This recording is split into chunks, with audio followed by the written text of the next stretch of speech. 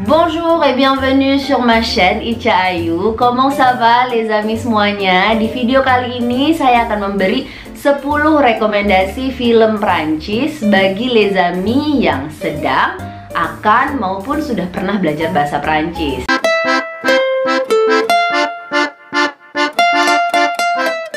Jadi buat les amis yang mungkin ada rekomendasi film-film lain, bisa silahkan tinggalkan pesan di kolom komentar. Ini juga pernah saya bahas di Instagram saya @icayus. Jadi kalau mau dilihat lagi, ada saya pernah simpan highlightnya.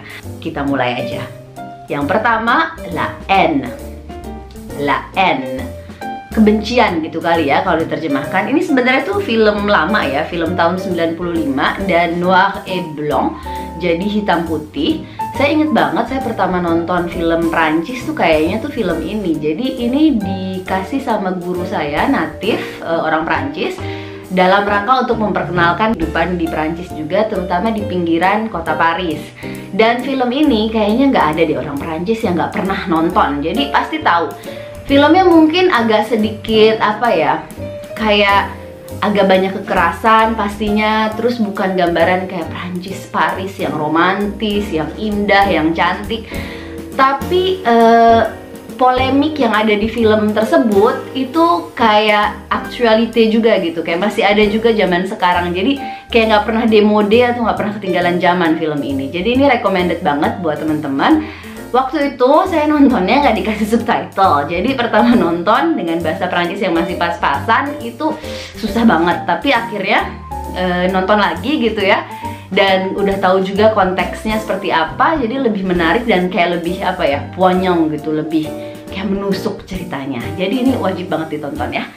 Yang kedua, Entre les murs, jadi di balik dinding gitu ya, di antara dinding-dinding. Ini sebenarnya masih cerita tentang pinggiran kota Paris, jadi tentang sekolah SMP, college di pinggiran kota Paris, dan guru yang di sana, murid-muridnya seperti apa, dan sama si poignant juga gitu menurut saya, apa ya, menusuk juga ceritanya karena dilema, problematika yang sama yang masih ada juga sampai sekarang. Terus buat kita nih, saya terutama yang SMP-nya di Indonesia gitu kan, yang mungkin sangat sopan dengan guru, kemudian cium tangan, dan mana berani sih gitu ngelawan guru kan ya, di kelas atau dimanapun gitu, walaupun di luar sekolah nggak berani. Di situ kita bisa lihat bedanya gitu. Dan di Prancis itu kayaknya masa-masa bandel tuh mungkin SMP kali ya. Untuk informasi juga, di sini SD-nya tuh 5 tahun, SMP-nya 4 tahun, dan SMA-nya 3 tahun. Jadi sebenarnya jatuhnya sama juga seperti di Indonesia, cuman SMP-nya tuh jadinya 4 tahun. Dan SMP kan masa-masa ABG, adolescence, ado di sini istilahnya. Jadi menarik lah, silahkan ditonton juga. Un prophète, nabi. Ini cerita, ini film tahun 2009, cerita tentang anak muda yang kayak masih umur 19 tahun yang dipenjara. Jadi menceritakan tentang kehidupan dia gimana di penjara, dan menarik sih. Saya nggak bisa terlalu kasih bocoran, tapi ini masih dengan nuansa yang kurang lebih sama dengan film-film sebelumnya, agak-agak gelap. Tapi ini bagus, jadi ya iyalah ya, kalau saya rekomendasikan berarti bagus, jadi silahkan ditonton juga. Ini film baru, mungkin yang paling baru dari yang semua yang saya rekomendasikan, J'accuse. J'accuse. Buat anak-anak sastra Prancis pasti pernah dengar artikel yang ditulis oleh Émile Zola, salah satu jurnalis penulis Prancis yang memang semua orang Prancis tahu lah ya, yang pernah menulis artikel dengan judul J'accuse atau I accuse, saya menuduh gitu. Waktu itu jujur saya sendiri kurang ngerti sebenarnya konteksnya apa, karena waktu itu kita lagi belajar kayak yang affaire Dreyfus gitu kan, berita atau kasus Dreyfus. Jadi Dreyfus itu adalah tentara Yahudi, dan pada masa itu ada banyak sekali antisemit ya, anti Yahudi di Prancis. Jadi untuk tentara yang orang Yahudi dianggapnya itu kurang bagus, dan ada banyak diskriminasi lah istilahnya. Dan pada masa itu beliau nih, si Dreyfus ini, dituduh sebagai mata-mata dari Jerman. Dan akhirnya adalah artikel ini keluar, J'accuse. Buat orang sastra Prancis, anak sastra Prancis, menurut saya ini wajib banget ditonton karena ngasih insight aja kayak apa sih sebenarnya kejadiannya. Karena waktu itu kayak baca-baca juga kayak kurang ngerti, kurang paham. Jadi kalau di film kayaknya kita bisa lebih kena, bisa lebih lihat kayak apa sebenarnya kejadiannya. Ini paling sering atau guru-guru bahasa Prancis biasanya senang sekali merekomendasikan film ini karena light, bright, diambil dari kisah nyata, positive vibe, jadi apa ya, ringan gitu, tontonan ringan. Judulnya Intouchable. Kalau nggak salah juga sempat dibikin versi Amerikanya. Ini keluarnya tahun 2011. Jadi cerita tentang orang Paris yang super kaya raya. Ini kisah nyata ya, balik lagi saya bilang.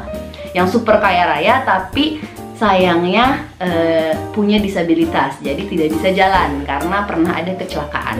Saya nggak bisa kasih bocoran terlalu jauh, tapi yang pasti beliau ini mengambil assistance de vie atau apa ya, kayak perawat gitu yang merawat beliau. Residivis, kemudian berkulit hitam, jadi bener-bener kayak apa ya, kebalikan banget dari beliau sendiri. Dan akhirnya mereka berdua menjalin persahabatan yang cukup unik, dan ini tuh kisah nyata. Jadi silahkan ditonton juga karena ini habis nontonnya biasanya kita senyum-senyum sendiri karena positif banget. Bienvenue chez les Ch'tis. Ini juga sama, yang banyak sekali prof de FLE atau guru-guru Prancis pasti rekomendasikan untuk nonton karena memberi sedikit gambaran tentang aksen-aksen di Prancis. Mungkin kalau kita belum terlalu bisa bahasa Prancis, jokesnya kurang dapet ya, tapi kita jadi bisa tahu bahwa di Prancis itu nggak cuma ada Paris, dan di Prancis itu setiap wilayah, setiap provinsi gitu istilahnya punya kebiasaan, budaya, makanan, aksen yang berbeda. Jadi di sini kita bisa lihat Ch'tis, les Ch'tis itu orang-orang yang dari utara Paris ya, utara Prancis, kayak misalnya Lille, Nord-Pas-de-Calais, dan mereka bicaranya memang punya aksen tertentu gitu, sama seperti orang Marseille juga. Dan di cerita ini ada orang yang dari pekerjaannya di Marseille atau di selatan pokoknya dimutasi ke utara, dan di situ dia merasakan perbedaan budaya, cuaca juga, karena di selatan itu kan kurang lebih kayak cuacanya selalu bagus, selalu ada matahari, nggak dingin-dingin amat, sedangkan di sana tuh kayak hujan terus. Kemudian orang-orangnya juga approach-nya berbeda, jadi ya cukup menarik. Ini pernah dibikin juga versi Amerikanya, versi Hollywoodnya, karena Amerika juga sama kan ya, besar sekali. Jadi ya silahkan ditonton untuk melihat sedikit gimana sih keragaman budaya di Prancis. Ini light juga, cerita tentang ibu dan anak SMA kalau nggak salah, namanya Lola kalau nggak salah ya. Lupa saya ceritanya kayak apa. Karena ringan banget, komedi romantis gitulah ya, tentang kehidupan si ibu dan anak ini di kota Paris. LOL judulnya. LOL. LOL tuh apa ya? Ketawa terbahak-bahak, laughing apa sih? Out loud ya, gitulah pokoknya ya. Nggak tahu deh bener apa enggak itu pelafalannya. Ini lumayan sih seru dan nunjukin juga kayak metro di Paris, suasana sedikit kota Paris, apartemen ya. Untuk yang kayak butuh tontonan ringan-ringan bisa ditonton ini.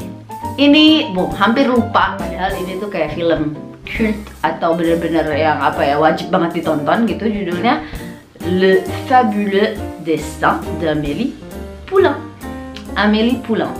Jadi ini cerita tentang Amélie, pelayan di salah satu bar restoran di Montmartre, yang ceritanya sebenarnya agak aneh, tapi dan saya juga jujur udah agak lupa ya karena lama, tapi musiknya enak, nunjukin satu wilayah di kota Paris yang namanya Montmartre yang cantik banget, dan sampai sekarang kafenya pun jadi kafe yang terkenal ya, orang-orang banyak yang datang ke sana untuk lihat seperti apa sih kafenya Amélie ini. Kemudian ada juga bahkan kayak ada épicerie itu apa ya, kayak toko kelontong gitu ya yang jual sayur apa segala macem, yang juga jadi tempat syuting, juga banyak ditonton, banyak didatengin gitu sama penonton, terutama dari Amerika sih. Cuman ini light, lucu, dan ya silahkan ditonton deh. untuk lihat sendiri kayak apa. Film lama juga, saya lupa tahun berapa, 2001 kalau nggak salah. Kemudian ada Le Dîner de Con atau apa ya, Idiot's Dinner. Con itu istilah Prancis untuk orang yang bodoh, yang idiot, yang tapi bukan idiot gimana ya, maksudnya yang bodoh, yang mungkin simple gitu lebih tepatnya ya, orang yang simple pikirannya. Terus ini sebenarnya diambil dari teater ya, dari play teater yang sukses banget. Saya sendiri pernah nonton teaternya karena banyak yang mainin naskah teater ini gitu ya. Saya pernah nonton 2 atau 3 bahkan, saking suksesnya kebayangkan, tentang orang Paris yang snob, yang yang bobo istilahnya, yang bikin kayak games diantara mereka untuk mengundang satu orang bodoh yang sepanjang acara dinner tersebut diledekin tanpa dia tahu bahwa dia tuh lagi diledekin gitu istilahnya. Jadi cukup menarik sih, dari situ kan bisa dilihat ya kenapa jadi play teater yang banyak banget yang mainin, karena ya tempatnya kayak di situ-situ aja. Ini film lama tahun 98. Ini juga salah satu film favorit guru-guru Prancis. Qu'est-ce qu'on a fait au bon Dieu? Apa sih yang kita lakuin sama Tuhan? Cerita tentang keluarga tradisional Prancis. Kalau ngomongin keluarga tradisional Prancis itu mungkin lebih ke keluarga yang Katolik, kemudian yang anaknya banyak gitu, yang tradisional gitu ya, yang konvensional gitu ya namanya. Mereka punya anak 4, perempuan semua. Yang pertama, saya lupa ya urutannya karena ini sama, udah lama juga saya nontonnya. Nikah sama keturunan Yahudi. Kemudian ada juga yang menikah dengan keturunan Asia. Ada yang menikah dengan keturunan Arab juga, Afrika Utara. Dan ada yang terakhir itu ternyata bawa juga calon suaminya itu keturunan kulit hitam. Jadi orang tuanya kayak kaget gitu karena mungkin bukan sesuai dengan kayak menantu idamannya mereka gitu. Jadi ya silahkan ditonton juga karena ini cukup light, lucu, dan menunjukkan juga keragaman Prancis. Udah 10. Ada satu film yang saya tuh sempat lupa tapi diingetin sama follower di Instagram. Judulnya Bienvenue au Marly Gaumont. Jadi ini cerita yang diadaptasi dari kisah nyata juga, tentang satu keluarga dokter dari Afrika yang sekolah di Perancis, dan ketika lulus sekolah kedokteran itu ditempatkan di satu desa namanya Marly Gaumont di Picardie kalau nggak salah. Istilahnya desa yang kayak kecil, yang cuman ada petani, yang mungkin kayak cuman ada satu toko rokok, satu untuk ke boulangerie itu juga jauh, pokoknya paumé kalau istilah Perancisnya, complètement paumé, ditempatkan di situ gitu. Jadi awalnya sih si anak dari dokter ini yang bikin video di YouTube zaman dulu banget, tapi ya zaman YouTube masih awal-awal, nge-rap tentang cerita dia gitu di Marly Gaumont yang desa kecil, tapi dia jadi orang kulit hitam satu-satunya di situ gitu. Dan akhirnya videonya viral dan dibuatlah film tentang kehidupan keluarganya. Menarik juga. Oh iya, sebelumnya saya mau kasih tips dulu. Kalau mungkin yang bahasa Prancisnya istilahnya masih tinggi, A1 A2, saran saya sih nonton aja, jangan terlalu diambil pusing mereka ngomong apa, tangkap aja istilah-istilah kecil kayak bonjour, comment ça va, comment allez-vous, yang istilah-istilah kayak gitu aja udah dipelajari, coba ditangkap, karena pasti beda banget kan, mereka pasti ngomongnya cepet banget, karena di film kan harus sesuai dengan kehidupan nyata ya. Pakai aja subtitle bahasa Inggris atau bahasa Indonesia, jadi nggak usah diambil pusing, nontonnya untuk nonton aja, untuk fun, supaya kupingnya terbiasa dengan bahasa Perancis, itu aja.